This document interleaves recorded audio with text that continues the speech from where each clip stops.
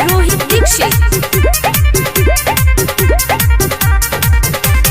गुरकी सवर की देखात नइखे केकरा के डाली बुझात नइखे।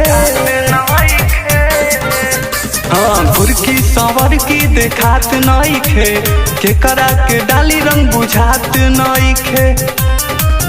हम तो करेला घोरी के रंग लाइनी रंगावा गुलाल के संग लाइनी डाले खाती ओकरा के रंग लाइनी रंगावा गुलाल के संग लाइनी।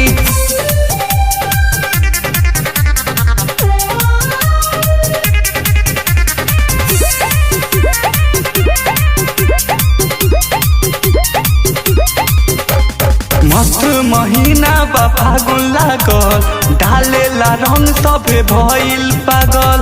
डालेला रंग सभे भइल पागल। मस्त महीना बा फागुन लागल डालेला रंग सभे भइल पागल।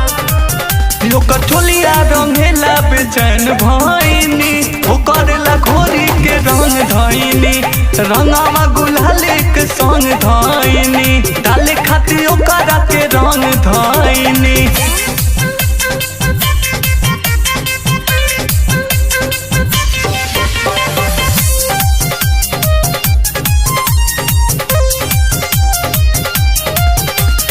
Music by Rohit Dixit.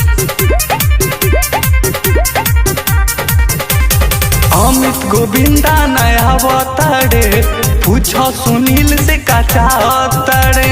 पूछो सुनील से काचा तड़े। रिकेश बालेश्वर नया बताड़े पूछो सुनील से काचा तड़े। हम तो भंगिया के नसाबा में चूर भइनी ओकरेला घोरी के रंग धइनी रंगावा गुलाल के संग धइनी डाले खाती ओकरा के रंग धइनी।